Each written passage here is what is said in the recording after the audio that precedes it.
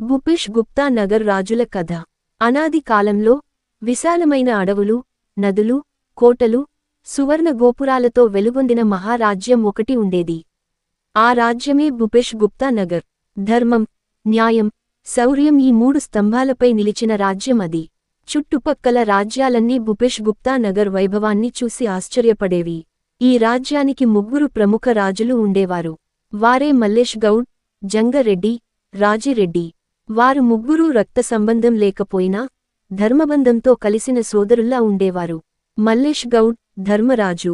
మల్లేష్ గౌడ్ ఈ రాజ్యానికి ప్రధాన మహారాజు. ఆయన హృదయం బంగారం లాంటిది.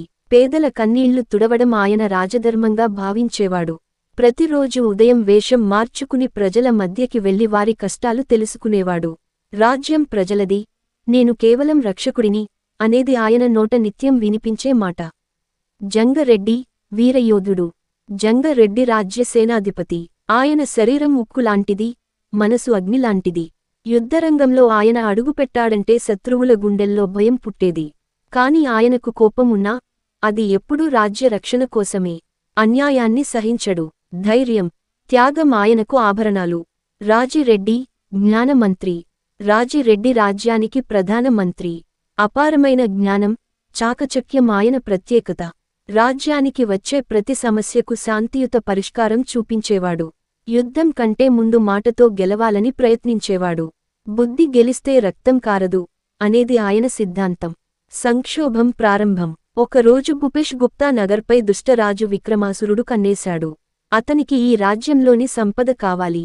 రహస్యంగా సరిహద్దుల్లో అల్లర్లు సృష్టించాడు. ప్రజల్లో భయం పెంచాడు. కొందరు స్వార్థపరులు రాజ్యాన్ని ద్రోహించడానికి సిద్ధమయ్యారు. ఈ విషయానికి తెలుసుకున్న మల్లేష్ గౌడ్ తక్షణమే సభ ఏర్పాటు చేశాడు. ఇది కేవలం యుద్ధం కాదు, ఇది ధర్మానికి పరీక్ష అన్నాడు. జంగారెడ్డి ఖడ్గం పట్టి, ఆజ్ఞ ఇస్తే ఇప్పుడే శత్రు రాజ్యంపై దండెత్తుతాను అన్నాడు. కాని రాజిరెడ్డి శాంతంగా, ముందు శత్రువు బలహీనత తెలుసుకుందాం, ప్రజల ప్రాణాలు ముఖ్యం అన్నాడు. ముగ్గురి ఆలోచనలు వేర్వేరు అయినా లక్ష్యం ఒక్కటే, రాజ్యరక్షణ. యుద్ధం మరియు త్యాగం. విక్రమాసురుడు పెద్ద సేనతో దాడి చేశాడు. భూపేష్ గుప్తా నగర్ సరిహద్దుల్లో భీకర యుద్ధం మొదలైంది. జంగారెడ్డి సేనకు నాయకత్వం వహిస్తూ శత్రువులను చీల్చి చెండాడాడు. ఆయన వీరత్వం చూసి శత్రు సైనికులు వెనక్కి తగ్గారు. అంతలో విక్రమాసురుడు మాయాయుద్ధం చేసి రాజధానిలోకి చొరబడ్డాడు. ఈ విషయానికి తెలిసిన మల్లేష్ గౌడ్ ఒంటరిగా కోటకు వెళ్లాడు. ప్రజలను రక్షించడానికి తన ప్రాణాలకైనా వెనకాడలేదు. రాజిరెడ్డి తన బుద్ధితో విక్రమాసురుడి మంత్రాన్ని భగ్నం చేశాడు. ప్రజల్లో ధైర్యం నింపి ద్రోహులను బయటపెట్టాడు. చివరకు ముగ్గురు కలిసి విక్రమాసురుడిని ఓడించారు. కాని ఆ యుద్ధంలో మల్లేష్ గౌడ్ తీవ్రంగా గాయపడ్డాడు. ధర్మ విజయోత్సవం. మరణానికి అంచున ఉన్న మల్లేష్ గౌడ్, రాజ్యం నిలిచింది, ధర్మం గెలిచింది, ఇదే నాకు కావలసింది అంటూ చిరునవ్వుతో కన్నుమూశాడు. జంగారెడ్డి, రాజిరెడ్డి కన్నీళ్లతో ఆయనకు రాజమర్యాదలతో అంత్యక్రియలు నిర్వహించారు.